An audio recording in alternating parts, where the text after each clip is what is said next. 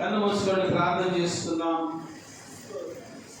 పరిశుద్ధుడా, ప్రేమ కలిగిన మా తండ్రి, సర్వోన్నతుడైన మా దేవా, నీకు వందనాలు, స్తుతులు, స్తోత్రాలు తెలుస్తున్నాం.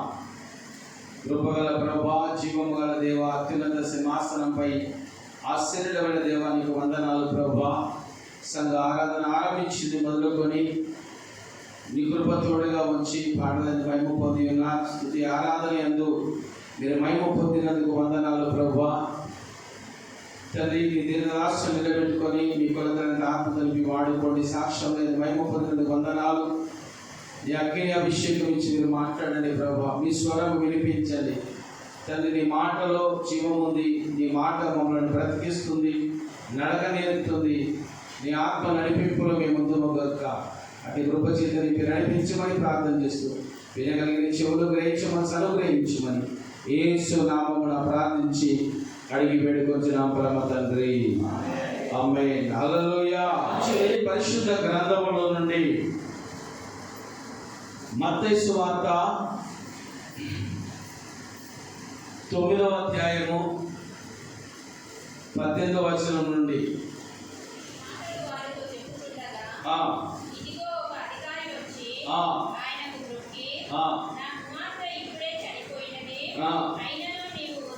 అయినను నీవు వచ్చి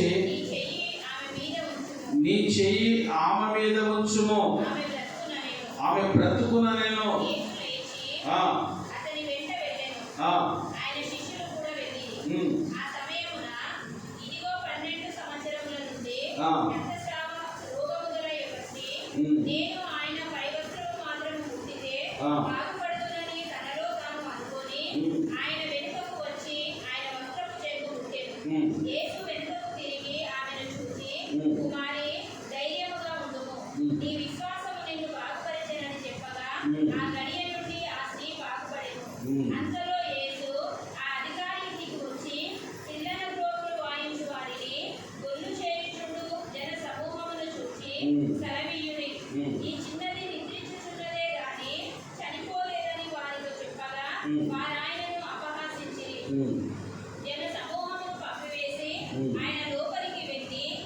ఆమె చెయ్యి పట్టుకొనగానే ఆ చిన్నది లేచెను. ఆ సమాచారము ఆ దేశమంతటను వ్యాపించెను. ఆమేన్. హల్లెలూయా, హల్లెలూయా. ప్రియమైన దేవుని బిడ్డలారా, దేవుని సంగమా, ఒకసారి మనం గమనించవలసిన విషయం ఏంటంటే, యేసు ప్రభు తన శిష్యులతో కొన్ని ఉపమానాల రీతిగా బోధిస్తున్న సమయంలో ఒక అధికారి ఆయన ఎదురుకు వచ్చాడు. శిష్యులతో మాట్లాడుతున్న సమయంలో 12 మంది శిష్యులతో మాట్లాడుతున్న సమయంలో ఒక అధికారి, అధికారం కలిగినటువంటి వ్యక్తి యేసు ప్రభు దగ్గరికి వచ్చి ఆయన ఈ విధంగా మాట్లాడుచున్నాడు. అయ్యా, నా కుమార్తె చనిపోయినది, నా కుమార్తె చనిపోయినది. అయినను నీవు వచ్చి ఆమె మీద చెయ్యి ఉంచుము, ఆమె మీద చెయ్యి ఉంచిన ఎడల నా కుమార్తె బ్రతుకుతుంది అని నమ్మాడు. ఏ తల్లిదండ్రైనా తన కుమార్తె చనిపోతే ఇంటి దగ్గర ఉండి ఏడ్చుకుంటూ ఉంటారు, బాధపడుతూ ఉంటారు. బంధువులు వచ్చినప్పుడు, స్నేహితులు వచ్చినప్పుడు, స్నేహితులు కూడా ఆ తండ్రి మీద పడి ఏడుస్తూ ఉంటారు, తల్లి మీద పడి ఏడుస్తూ ఉంటారు. అయ్యో, నీ కుమార్తె చనిపోయిందే, ఇంతకాలం పెంచి పెద్ద చేసి గొప్ప చదువులు చదివించావు, నీ కుమార్తె లేదు కదా అని అనేకులు వచ్చి ఏడుస్తుంటారు. కానీ చనిపోయిన కుమార్తెను ఇంటి దగ్గరే, తన గ్రామంలోనే, తన గదిలోనే, ఇంటి దగ్గరే ఉంచి ఆమెను వదిలిపెట్టి, వారందరిని వదిలిపెట్టి యేసు ఎక్కడైతే ఉన్నాడో ఆ స్థలానికి వచ్చాడు. ఆ స్థలానికి వచ్చి ఆయన దగ్గరికి వచ్చి సాష్టాంగపడి నమస్కరించి, అనగా లూకా సువార్తలో మాట ఉంటుంది, సాష్టాంగపడి నమస్కరించి, అయ్యా, నా కుమార్తె చనిపోయినది, నీవు వచ్చిన చాలు ప్రభా, నా ఇంటికి వచ్చి ఆమెను మొట్టు అని అడిగాడు. అడిగిన వెంటనే శిష్యులను ఆయనయు ఆ యొక్క అధికారి వెంట వెళ్ళినట్టుగా మనం చూస్తున్నాం. అధికారి ముందు వెళ్తున్నాడు, యేసు ప్రభు ఆయన శిష్యులు అనేక జనసమూహము కూడా ఆయనతో కలిసి వెళుతున్నప్పుడు మార్గ మధ్యంలో కొంత దూరం ప్రయాణం చేసిన తర్వాత రక్తస్రావము కలిగిన స్త్రీ, 12 సంవత్సరాలు రక్తంతో స్రావము జరుగుతుంది, ఆ రోగముతో బాధపడుతున్న సహోదరి అనేక వైద్యులను చేయించుకొని, అయ్యా ఎక్కడి పోయినా రోగం బాగాలేదు, ఎన్ని మందులు వాడినా బాగాలేదు, కానీ యేసయ్యను ముడితే బాగుపడతాను, ఆయన చెంగు ముడితే బాగుపడతానని ఒక నమ్మకం వచ్చింది. అనేక స్వార్థ ప్రకటిస్తున్నప్పుడు, సాక్ష్యం విన్నప్పుడు అప్పుడే విని ఉండవచ్చు. కానీ దేవుని బిడ్డలారా, ఏది ఏమైనా మార్గ మధ్యంలో ఆ కుమార్తె యేసు ప్రభు దగ్గరికి వచ్చింది. యేసు దగ్గరికి ఎప్పుడైతే వచ్చిందో ఆ జన సమూహంలోనికి వెళ్ళి మొంగుకుంటూ వెళ్ళి ఆ కుమార్తె, ఆ రక్తస్రావం కలిగిన రోగం కలిగిన స్త్రీ ఆయన చెంగు ఈ విధంగా ముట్టేసింది. ముట్టగానే ఆమె రక్తధార కట్టింది, ఆమె రక్తధార ఆగిపోయింది, ఆమె రక్తధార, ఆమె రోగం నిలిచిపోయింది. యేసు దగ్గరికి వెళ్ళగానే, యేసు ఆయన దగ్గరికి రాగానే, అమ్మ దగ్గర రాగానే, యేసును ఆమె ముట్టగానే ఆమె రోగము పారిపోయింది. ఆమె రోగము పారిపోయి ఆ రోగం నుంచి విడుదల పొందుకొని గొప్ప అద్భుతము జరిగింది. గొప్ప అద్భుతము, శరీర స్వస్థత, రోగము నుంచి విముక్తి ఆ కుమార్తెకు దొరికింది. అమ్మా, నీ విశ్వాసము గొప్పది, నీ విశ్వాసము నిన్ను బాగుపరిచింది, నీ నమ్మకం నిన్ను బాగుపరిచింది అని చెప్పి ఆమెను ధైర్యపరిచి తిరిగి మరలా ఏ అధికారి అయితే రమ్మన్నాడు ఆ అధికారి ఇంటికి వెళుతూ ఉన్నాడు. ఇక్కడ కొంత సమయం పట్టింది. అయినను అధికారి మాత్రం యేసుని తీసుకుని వెళ్తున్నాడు. దారిలో ప్రయాణం వెళ్తున్నప్పుడు ఆటంకాలు ఎన్నొచ్చినా, అడ్డులు ఎన్నొచ్చినా అవన్నీ అధిగమిస్తూ ప్రభు వెళ్తున్నాడు. వెళ్ళి ఆ ఇంటికి, అధికారి ఇంటికి వెళ్ళేసరికిలా అనేక మంది రోగులు ఉండవచ్చు అక్కడ. కానీ చనిపోయిన కుమార్తెను చూడడానికి బంధువులు వచ్చారు, స్నేహితులు వచ్చారు, పిల్లలను వాయించే వాళ్ళు వచ్చారు, అయ్యా ఊరు గ్రామస్తులు వచ్చారు, పెద్దలు వచ్చారు, అందరూ వచ్చారు. గొల్లున ఏడుస్తున్నారు. అక్కడ భయంకరమైన ఏడుపు ఉన్నది. ఎందుకంటే మన గ్రామాలలో, మన పల్లెలలో కూడా ఎవరైనా చనిపోతే అయ్యా బంధువులైన వారు వచ్చి ఆ శవం మీద పడి ఏడుస్తుంటారు, శవం దగ్గర ఉండి ఏడుస్తూ ఉంటారు. అలాగే ఆ అధికారి బిడ్డ కోసము అనేకులు వచ్చి ఏడుస్తున్నట్టుగా, గొల్లున చేస్తున్నట్టుగా ఉంది. అయితే ప్రభు అన్నాడు, వాళ్ళందరినీ అధికారి పిలిచాడు, అయ్యా అధికారి ఎలా, నాకు స్థలం ఇవ్వండి, నీ ఇంట్లో అడుగు పెట్టడానికి స్థలం ఇయ్యి, నీ ఇంటిలోనికి, నీ కుమార్తె దగ్గరికి వెళ్ళడానికి స్థలం ఇయ్యి, ఏడ్చే వారిని అందరినీ పంపించేసే అన్నట్టుగా అన్నాడు ప్రభు. ఆగమనండి, చిన్నది చనిపోలేదు, నిద్రపోతుంది, చిన్నది చనిపోలేదు, నిద్రపోతుంది అని ప్రభు చెప్తే అక్కడ వచ్చిన వాళ్ళందరూ కూడా అపహసించినట్టుగా నవ్వుకున్నారు.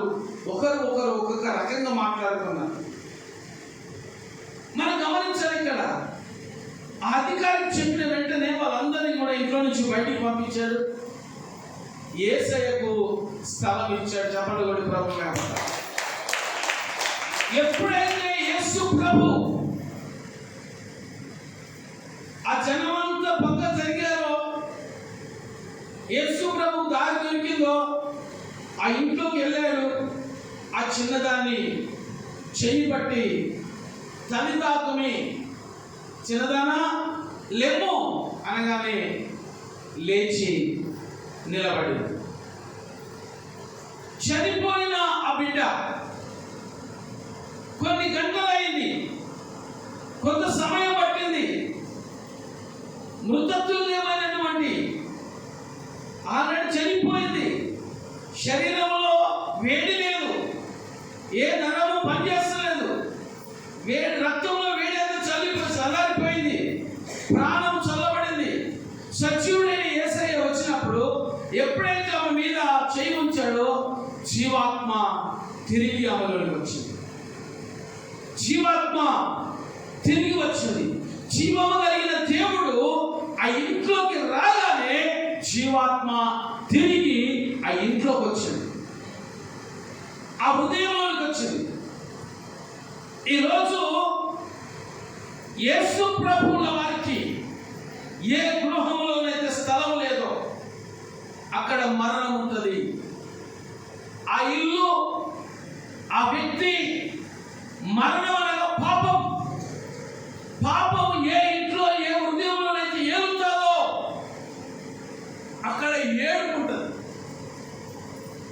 అక్కడ శ్రమ ఉంటుంది, అక్కడ రోగం ఉంటుంది, అక్కడ బాధ ఉంటుంది.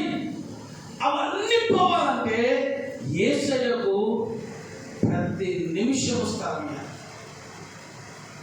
యేసయ్యకు స్థలం ఇస్తే దేవుడు చచ్చిన దాన్ని లేపగలిగిన వాడు, మరణించిన బిడ్డను లేపగలిగిన వాడు, నిద్రపోయిన బిడ్డను తిరిగి లేపగలిగాడు. తల్లికి తండ్రికి అప్పచెప్పినప్పుడు ఆ తల్లిదండ్రులలో సంతోషము ఉంటుంది. హల్లెలూయా ప్రాంగడిగా. చనిపోయిన వ్యక్తి బ్రతికితే ఎవరికైనా సంతోషం ఉంటుందా? ఉండదా? ఉంటుందా? ఉంటుందా? ఉంటుందా? ఉండదా? ఉన్నది. సంతోషిస్తున్నారు. వాళ్ళందరూ కూడా ఏడ్చే వాళ్ళు బంధువులకు. కానీ నీ ఇంట్లో అప్పటి వరకు బంధువులు ఉన్నారు, అప్పటి వరకు స్నేహితులు ఉన్నారు, అప్పటి వరకు పిల్లలను ద్రోగాయించే వాళ్ళు ఉన్నారు. కానీ మన ఇంట్లో ఎవరు ఉండాలి? మన ఇంట్లో ఎవరు ఉండాలి? మన ఇంట్లో పాపం నివాసం చేస్తుందా? మన ఇంటిలో త్రాగుడుకు స్థలాన్ని ఇస్తున్నామా? మన ఇంట్లో స్నేహితులకు స్థలం ఇస్తున్నామా? మన ఇంట్లో బంధువులకు స్థలం ఇస్తున్నాము? ఇవన్నిటికీ స్థలం ఇస్తే యేసయ్య ఎక్కడ ఉంటాడా?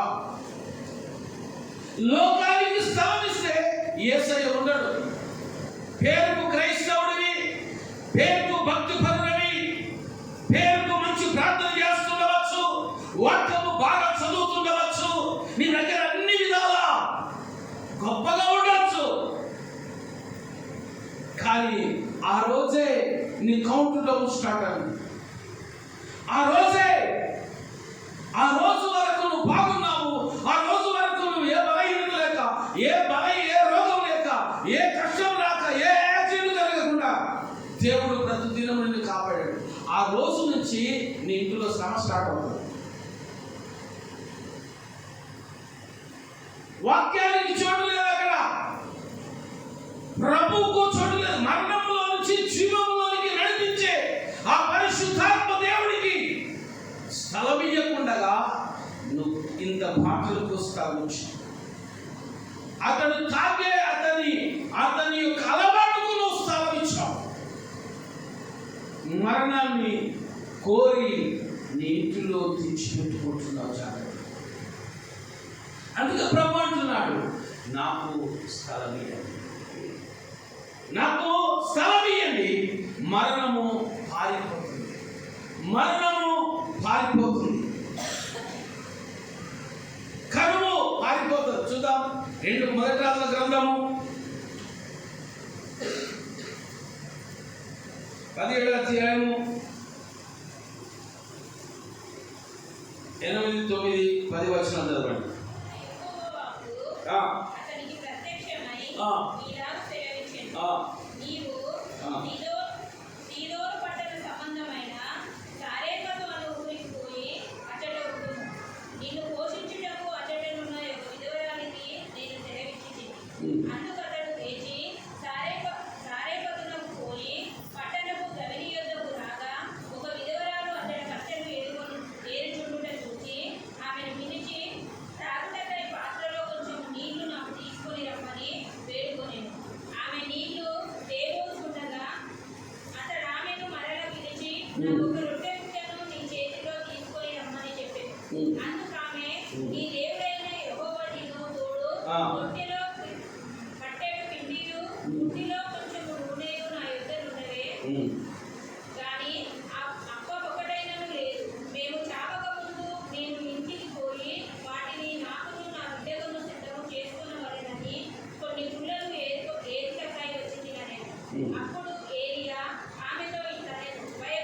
భయపడవద్దు. పోయి నీవు చెప్పినట్లు చేయుము. అయితే అందులో నాకు ఒక చిన్న అప్పము మొదట చేసి నా యొద్దకు తీసుకొని రప్పు. తర్వాత నీకును నీ బిడ్డకును అప్పములు చేసుకొనుము. చాలు. ఇక్కడ ఏలియా దైవజనుడు ఉన్నాడు, మంచి ప్రవక్త. ఆయన మాట సెలవిస్తే అగ్ని కుమ్మరించబడుతుంది. ఆయన రాజుతో, ఆ దేశం రాజుతో ఈ విధంగా ప్రమాణం చేస్తున్నాడు. రాజు ఎదుట నిలబడి ప్రమాణం చేస్తున్నాడు. రాజా, యెహోవా జీవము తోడు, నేను ప్రమాణం చేసి చెప్తున్నా, 3.5 సంవత్సరాలు వర్షం పడదు. వర్షం రాదు, ఆగిపోతుంది. కుంటలు ఎండిపోతున్నాయి, చెరువులు ఎండిపోతున్నాయి, లోయలు ఎండిపోతున్నాయి, వాగులు ఆగిపోతున్నాయి, వాగులు ఎండిపోతున్నాయి. అన్ని నీళ్లు లేకుండా ఈ భూమి ఎండిపోతుంది. ఎందుకంటే మీరు అక్రమముగా, అన్యాయంగా పరిపాలన చేస్తున్నారు. మీ ప్రభుత్వము పాపములో ఉంది. మీరు పాపములో నడుస్తున్నారు, అక్రమం చేస్తున్నారు. కాబట్టి ఈ దేశంలో గొప్ప కరువు వస్తుందని యెహోవా జీవము తోడని రాజు ఎదుట నిలబడి ప్రమాణం చేసిన వ్యక్తి. ఈ ప్రమాణం చేసినప్పుడు ఆ మాట శబ్దాన్ని ఎవరిన్నారయ్యా అంటే, ఒక ఏలియా దైవజనుడి మాట, ప్రవక్త యొక్క మాట, దైవజనుడి యొక్క మాట ఎవరింటున్నారంటే సర్వోన్నతుడైన దేవుడు ఆ ప్రమాణాన్ని విన్నాడు. ప్రమాణమును విన్నటువంటి ఆ దేవుడు వెంటనే మేఘములకు ఆజ్ఞాపించాడు, నా దాసులు సెలవిచ్చిన రీతిగా మేఘములారా వర్షం కురియకుందురుగా. మేఘాలు ఒకసారి పోతాయి కానీ వర్షాలు రావు. ఎన్ని సంవత్సరాలు అంటే కరువు? 3.5 సంవత్సరాలు. అయితే దేవుడు ఏలియాతో మాట్లాడాడు. తన భక్తుడు కదా, తన దాసుడు కదా, తనను సేవిస్తున్నాడు కదా, తను ఆరాధిస్తున్నాడు కదా. దేశం అంతా కరువు వస్తుంది, కానీ ఏలియాకి ఏం కావాలి? ఆహారం కావాలి. ఏలియాకి ఏం కావాలి? నీళ్లు కావాలంటే కెరీతు వాగు దగ్గరికి వెళ్ళుము, ఆ నది పారు కాలమంతా నీళ్లు తాగుము, నేను కాకులకు ఆజ్ఞాపిస్తున్నా నీకు ఆహారం కొరకు. హల్లెలూయా. ఏలియా దైవజనునికి కెరీతు వాగు దగ్గరికి వెళ్ళి ఏలియాకు ఆహారం అందించడానికి కాకికి సెలవిచ్చాడు. దేవుడు సెలవిచ్చాడు. కాకి స్వభావం ఎలాంటిదైనా కానీ, కాకి గుణం ఎలాంటిదైనా కానీ ఏలియాకు ఆహారం ఇవ్వడానికి దేవుడు ఏం చేశాడంటే, వేడి వేడి రొట్టెలు ఎక్కడైనా చేస్తున్నారో అక్కడి నుంచి ఎత్తుకొచ్చి ఏలియాకు రొట్టెలు రోజు ఉదయకాలము సాయంత్రము 2 పూటల మంచి రొట్టెతో కూడిన మాంసంతో కూడిన భోజనం తీసుకొచ్చేది. నోటిలో పట్టుకొచ్చి అతనికి అప్పచెప్పి వెళ్ళిపోయేది కాకి. రోజు దాని పని. ఇలా చేస్తూ ఉండగా కొంతకాలానికి పోషింపబడ్డాడు. ఆ తర్వాత ప్రభు ప్రత్యక్షమై మాట్లాడుతున్నాడు. యెహోవా దేవుడు ప్రత్యక్షమై మాట్లాడుతూ ఏమంటున్నాడంటే, అయ్యా, సీదోను అనే పట్టణము ఉంది, ఆ పట్టణము దగ్గర సారెపత్ అనే ఊరు ఉంది. ఆ ఊరిలో ఒక విధవరాలు ఉంది, ఆమె భక్తిపరురాలు. కరువు దినం కదమ్మా, భగవనించాలి. కరువు దినం. మనమందరం భక్తులం, మనమందరం ప్రార్థనా పరులం, దేవుని సన్నిధిలో ఇష్టపడి దేవుని వెతుకుతున్నటువంటి వారు మనము. మనలాగనే ఆ సహోదరి కూడా విధవరాలు, భక్తి పరురాలు, దేవుని యందు భయభక్తులు కలిగి రోజుకు 7 సార్లు మోకరించి ప్రార్థన చేసే స్త్రీ కావచ్చు, దేవుని వెతికే బిడ్డ కావచ్చు. ఆ విధవరాలు యొక్క హృదయాన్ని దేవుడు ఎరిగినాడు. ఆకాశమందున దేవుడు మాట్లాడుతున్నాడు. కెరీతు వాగు దగ్గర ప్రత్యక్షమై మాట్లాడుతున్నాడు. అయ్యా, సీదోను అనే పట్టణము దగ్గర సారెపత్ అనేటువంటి ఊరు ఉంది, ఆ ఊరిలోనికి వెళ్ళుము. అక్కడ ఒక విధవరాలు కట్టెలేరుతో నీకు అగ్గుపడుతుంటుంది. ఆ విధవరాలు కుటుంబాన్ని పోషించాలి. సేవకుని ఎడల ప్రభు గొప్ప ఉద్దేశం కలిగి ఉంటాడు. సేవకుడు నీ ఇంటికి వస్తున్నాడంటే, చెప్పకుండా నీ ఇంటికి వస్తున్నాడంటే చేయబోతూ ఉన్నాడు. దేవుడిచ్చిన తలంపు, దేవుడిచ్చిన దర్శనంతో దేవుడితో కలిగి నీ ఇంటికి రాబోతున్నాడు. ఏలియా అదే ప్రకారంగా విధవరాలు ఇంటికి సారేపాకు గ్రామానికి వెళ్ళాడు. కట్టెలు ఏరుకుంటుంటే ప్రభు అన్నాడు, ఆ విధవరాలే అని చెప్పాడు. ప్రభు అన్నాడు, ఏలియా ఆ విధవరాలను పోషించాలి, ఆయనకున్న బిడ్డను పోషించాలి. అమ్మా అని పిలిచాడు. అమ్మా ఇట్లా అనగానే కట్టెల పూల లేనుకునేది కాస్త ఎవరి దగ్గరికి వచ్చేది? దైవజనుల దగ్గరికి వచ్చింది, సేవకుల దగ్గరికి వచ్చింది. అయ్యా సెలవి అని. ఇది ఆశ్చర్యాలయ్యా. అమ్మా కొంచెం మంచిగా తీసుకురావా, ఇన్ని మంచిగా తీసుకురామా అనగానే నీళ్ళు లేని ఇంట్లోకి పోతుంది. కొద్ది దూరం పోగానే అమ్మా అట్లనే నాకు ఒక రొట్టె చేసుకొని తీసుకున్నాను.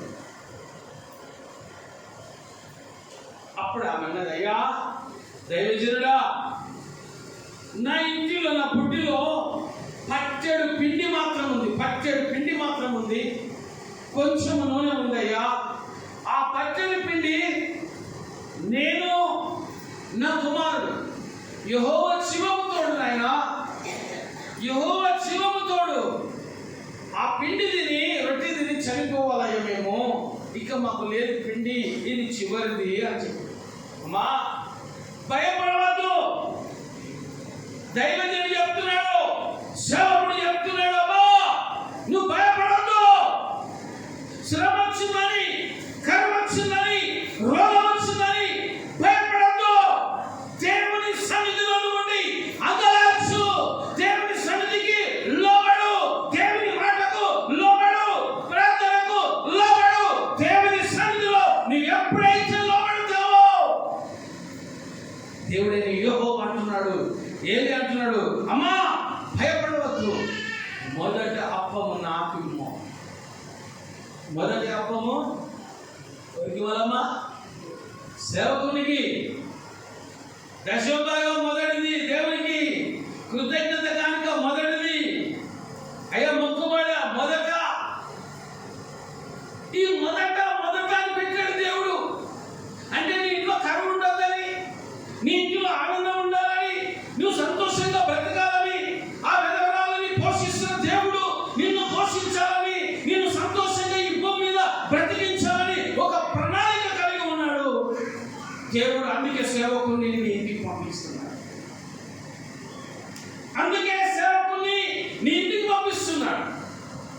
నీ ఇంటికి పంపిస్తుంటే నువ్వు పారిపోతున్నావేమో.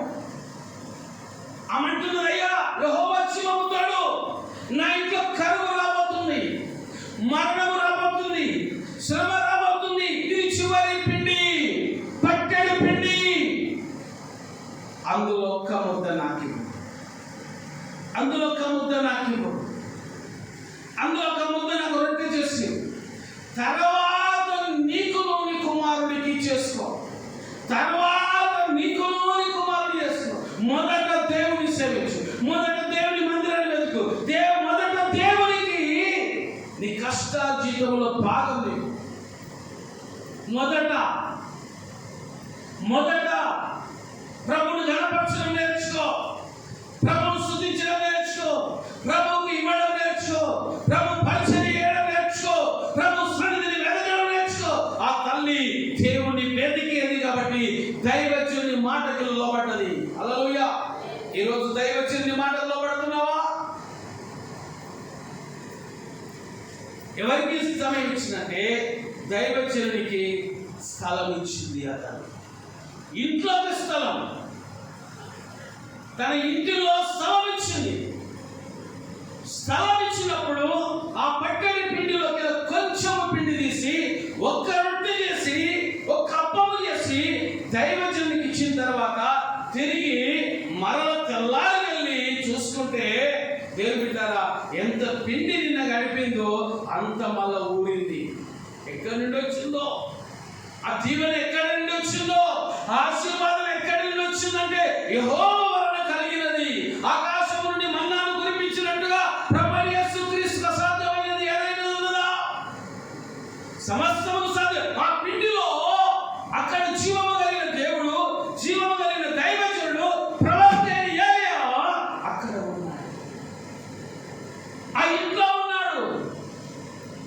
ఇంటికి కరువు లేకుండా పారిపోతుంది. కరువు దినాలలో పోషింపబడుతుంది. రోజు తీస్తుంది, రోజు ఎక్కడ గోధుమలు రాలేదు, ఎక్కడ పిండి కింది దగ్గర పోలేదు, ఎక్కడ కూడా పోయి అమ్మ పిండి పట్టియలేదు, తల్లి కొనుక్కరాల షాపు. కానీ దేవుని మందిరం తన ఇల్లుగా మార్చబడింది. దేవుని సన్నిధి తన ఇల్లుగా మార్చుకుంది. దైవజనుడు ప్రార్థన చేస్తున్నాడు, అమ్మ ప్రార్థన చేస్తుంది, తన కుమారుడు ప్రార్థన చేస్తుంది. చావనైన వారు నిరంతరము 3.5 సంవత్సరాలు ఆ కుటుంబము పోషింపబడ్డ. దేవుని స్తోత్రం చేత గట్టిగా హల్లెలూయా. కరువు కష్టాలలో కరువు పారిపోయింది. ఆ ఇంట్లో నుంచి ఎవరుంటే పారిపోయింది? దేవుడు చూశాడు, ఆ భక్తులు చూశాడు, తల్లి ప్రార్థన, ఆ విధవరాలి ప్రార్థన విన్న దేవుడు ఈ రోజు నీ ప్రార్థన ఎవరికి ఎలా ఉంది? సేవకుడు వచ్చాడు, సేవకుని ఇంటికి రాగా నిలబడుతున్నాడేమో, సేవకుని ఇంటి ముందు నిలబడుతున్న డోర్లు వేసుకుంటున్నాడేమో, సేవకుడు ఇంట్లోకి వచ్చిన తర్వాత మనసారా ఏదైనా చెప్పాలని చెప్పలేకపోతున్నామేమో. దాచిపెట్టుద్దని ఆ తల్లి దాచిపెట్టది. పట్టేడి పిండి ఉన్నాయి, ఎవరు తెలుసు? ఆ పట్టేడి పిండి తింటే అయిపోతుంది, వాళ్ళ బ్రతుకులు ఆగిపోతుంది. అయినా ఏలియా నిన్ను పోషించుతాడు, ఆ ఇంటిని పోషించుతాడు, ఏలియాను పోషించుతాడు, చిన్నవాడిని పోషించుటకు, విధవరాల్ని పోషించుటకు నువ్వు అక్కడికి వెళ్ళి ఏలియా సారేపాత ఊరికి వెళ్ళవు నాయన. నువ్వు అక్కడ వెళ్తే అక్కడ వెళ్తే ఆ ఇల్లు దీవించబడుతుంది. నువ్వు అక్కడ ఆ ఇంట్లో అడుగు పెడితే చాలు, నేను నీతో వస్తాను. ఆమేన్, ఆమేన్, హల్లెలూయా, హల్లెలూయా, హల్లెలూయా. ఆ ఇంట్లోకి ఎప్పుడైతే ఏలియా అడుగు పెట్టాడో ఆ ఇంట్లో నుంచి ఇంకా వెలుగు ప్రకాశించింది. ఆ ఇంట్లో దేవుడు సంచారం, దేవదూతల సంచారం జరిగింది. కరువు కష్టాల నుంచి ఆ తల్లి బయటపడగలిగింది. హల్లెలూయా, హల్లెలూయా. ఒక ఇంటిలోనేమో మరణము, ఒక ఇంటిలోనేమో కరువు, ఒక ఇంటిలోనేమో మరణము, ఒక ఇంటిలోనే కరువు. మధ్యలో ఒక రోగి బాగైపోయింది, మధ్యలో ఒక రోగి బాగైపోయింది. ఆ ఇంటిలో ఉన్న మరణము పారిపోయింది, మరణంలో నుంచి జీవంలోనికి నడిపించబడ్డది ఆ యొక్క తండ్రి, ఆ యొక్క అధికారి యొక్క బిడ్డ. ఇక్కడనేమో కరువు కష్టాల్లో ఉండగా, పిండి గొడవకుండగా ఆహారం సమృద్ధి ఇచ్చి 3.5 సంవత్సరాలు దేవుడు ఆ కుటుంబాన్ని పోషించాడు. దేవుని సంగమా, ఈరోజు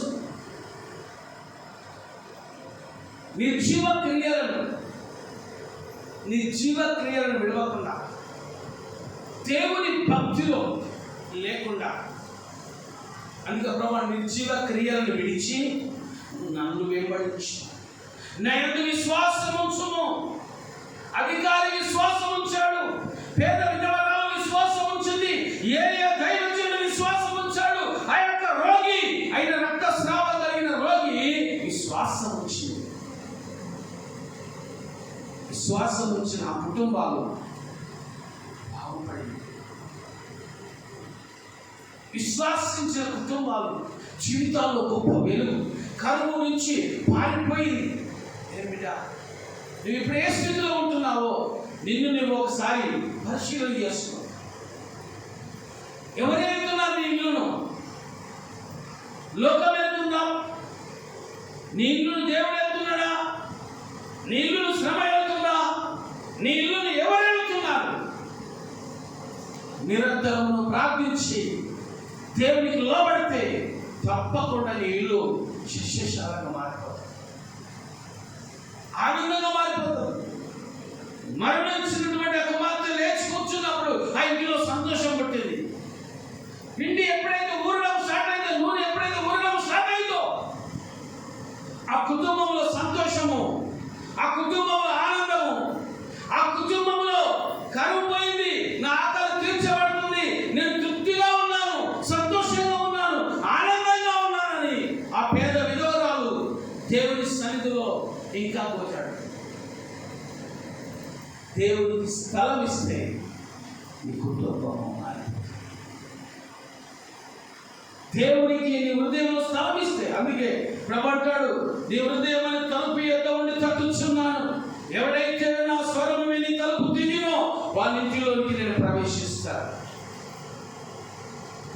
వారి ఇంటిలోనికి ప్రవేశిస్తా, వారి జీవితంలోనికి ప్రవేశిస్తా, వారి జీవితంలో గొప్ప అద్భుతము జరిగింది.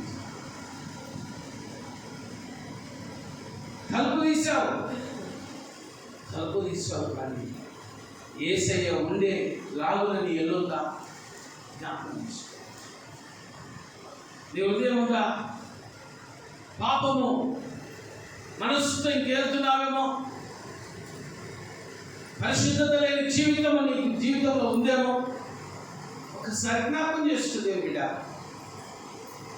నిన్ను నువ్వు పరిశీలన చేస్తున్నావు. దేవా, సారేపాతు విధవరాలు ఇంటిలో ఉన్నట్టుగా నా ఇంటిలో ఉండము. నాకున్న ఈ శ్రమ నుంచి విడుదల కావాలి, రాబోతున్న మరణం నుంచి, కరువు నుంచి తప్పించినటువంటి దేవాది దేవుడు. ఆమె ఏమన్నది? జీవము కలిగిన యెహోవా తోడు ఈ పెండి తిరిగి చనిపోవాలి. నేను చచ్చిపోతా, మీకు మా దగ్గర లేదు. కానీ ఆ బుక్కులు నేను చేస్తాను. ఆ సారేపాతు విధవరాలు యొక్క కుమారుడే యోనా ప్రవక్త. హల్లెలూయా. యోనా ప్రవక్తగా మార్చబడ్డాడు. యోనా ప్రవక్తగా మార్చబడ్డాడు. హిస్టరీలో చెప్పబడుతున్నాడు. దేవుని బిడ్డలారా, తన చనిపోతానన్నటువంటి ఆ కుమారుడు ఈరోజు ఏమయ్యాడంటే యోనా ప్రవక్తగా మార్చబడ్డాడు. విధవరాల కుమారుడు దేవుని సన్నిధానంలో తల్లి చేసిన ప్రార్థన, కరువు నుంచి విడిపించబడిన ప్రార్థన, నినివే పట్టణాన్ని కాపాడగలిగినటువంటి సత్తా కలిగిన వాడు యోనా మారిపోయాడు. మీ పాపములను వదిలిపెట్టండి, 3 దినములు గొర్రెపిట్ట కట్టుకొని రాజా, నినివే పట్టణము సొదొమ గొమొర్రా పట్టణం వలె అగ్నిలో కాల్చబడబోతుంది. దాని నుంచి తప్పించడం సమర్థుడైన యేసయ్య మీ పాపములను విడిపించబోతున్నాడు. మీరు గొర్రెపిట్ట కట్టుకొని మీ పాపములను ఒప్పుకోనండి, మిమ్మల్ని విడిపిస్తాడు అని చెప్పి ప్రభు నినివేకి యోనా చెప్పగానే ఆ పట్టణస్తులందరూ కూడా 3 దినములు 3 రాత్రులు ఉపవాసం ఉండి ప్రార్థిస్తారు. నీ ఇంట్లో కరువు పోవడానికి 1 దినం ఉపవాసం ఉన్నావా? నీ శ్రమ పోవడానికి, నీ రోగం పోవడానికి, నీ బాధ పోవడానికి 1 రోజైనా ఉపవాసం ఉండి ప్రార్థన చేసావా నువ్వు?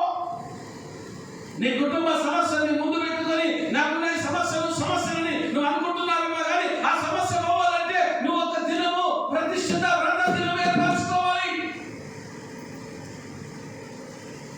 భార్య భర్తల పిల్లలతో కలిసి మందిరంలో ఉండి 1 దినం ఉపవాస ప్రార్థన కొన్ని విజయాలు ఇస్తాయి. మందిరంలో నీళ్లు రాకుండా ఉపవాసం ఉండి ప్రార్థన మేలు జరుగుతాయి. దేవాది దేవుడైన యెహోవా యేసుక్రీస్తుల వారు ఆయన ద్వారం గురించి నీ ఇంటికి వస్తారు.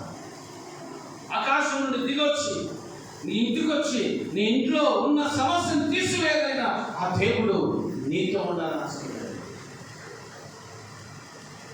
ఎప్పుడైతే నినివే పట్టణస్తులు వారు పాపం మొక్కుకున్నారో వారిని కనికరించిండు, వారిని కరుణించిండు, వారిని దీవించిండు, ఆ పట్టణాన్ని కాపాడింది, ఆపద నుంచి తప్పించి పట్టణాన్ని 3 దినాల ప్రయాణం చేసినంత దూరం వెళ్ళి అప్పటికే ప్రయాణం చేశాడు యోనా. కానీ రాజుకి వినబడిన వెంటనే ప్రవక్త చెప్తున్నాడు, మనం వెంటనే లోబడదామని నినివే పట్టణస్తులు అందరూ కూడా, రాజు మొదలుకొని చంటి పిల్లలకు పాలు ఇయ్యలేదండి, నీళ్లు తాగలేదు, వంట ఉండలేదు. నేను బిడ్డ ఒకసారి ఆలోచన చేయి. ఎన్నడైనా అలాంటి ప్రతిష్ఠత కలిగిన ఉపవాస ప్రార్థన వ్రతం నువ్వు చేసావా? వ్రత దినమును ప్రతిష్ఠించుకోనేమో అని యోవేలు ప్రవక్త చెప్తాడు, హోషేయ చెప్తాడు, జకరియా గ్రంథంలో ఉన్నది మాట. వీళ్ళందరూ ప్రవక్తలు చెప్తున్నారండి, వ్రత దినము ప్రతిష్ఠించుకోనండి, ప్రతిష్ఠించుకోనండి, ప్రతిష్ఠత కావాలి. దేవుని సన్నిధిలో కూర్చోవడం నేర్వాలి. ఎంతసేపు ఇల్లు, ఎంతసేపు పని, ఎంతసేపు వ్యాపారం, ఎంతసేపు ఉద్యోగం, ఎంతసేపు నీ పని చూసుకుంటావా? దేవుని సన్నిధిలో గడిపేది ఎప్పుడు? దేవుడు అంత కనికరించాడు అంటే, ఆ విధవరాన్ని కనికరించాడంటే ఆమె ఎంత ప్రార్థన పరురాలో. ఎంత భక్తి గలదో, ఎంత దేవుని వెతికిందో. సారేపత్రలో ఒకటే విధవరాలు ఉందా? అనేకులు ఉన్నారు. పుల్లలేరుకుంటున్న తల్లిని అక్కడ ఈమె పిలువమెను అని ఏలియాతో దేవుడు చెప్పాడు. దేవుడు ఆ విధంగా నీతో మాట్లాడబోతున్నాడు, ఆ విధంగా నీతో మాట్లాడడానికి ఇష్టపడుతున్నాడు దేవుడు. అలాంటి భక్తి చేయమని ప్రభాడుతున్నాడు. అలాంటి ప్రార్థన జీవితానికి కావాలని కోరుకుంటున్నాడు. పాపాన్ని విడిచిపెట్టి పరిశుద్ధులుగా మార్చబడాడు. నీ అవసరం తీర్చాడు, నీ శ్రమను తీసివేస్తాడు, నీకున్న ఆపదను తీసివేస్తాడు, నీకున్న కష్టం నుంచి తొలగించి నేను క్షేమముగా కాపాడే దేవుడు, మరణములో నుంచి జీవములోనికి నడిపించే దేవుడు మన దగ్గర ఉన్నాడు, నీ దగ్గర ఉన్నాడు. అంత గొప్ప దేవుని నువ్వు కలిగి ఉన్నావు. కలిగి ఉన్న నీవు ఏది రాకముంది నెలలో ఒక్కరోజైనా ప్రతిదినం ప్రకటించుకో. దయచేసి సంగమా, మీకు వందనాలు చెప్తున్నా, నమస్కరిస్తున్నా. లోబడండి.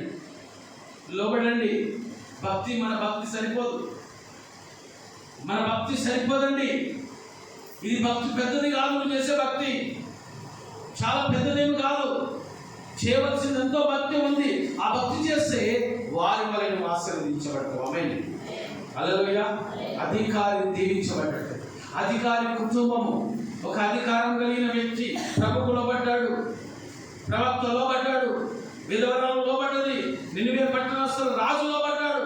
నీవు కూడా లోబడితే నీ కుటుంబము సంతోషంగా, మన సంఘము శ్రమ దినంలో అడుగు పెట్టదు. హల్లెలూయా. శ్రమలలో సంఘం ఎత్తబడుతుంది, మధువుగా మార్చబడు. దినదినము ప్రతిష్ఠితులకి రా, పరిశుద్ధతలోనికి రా.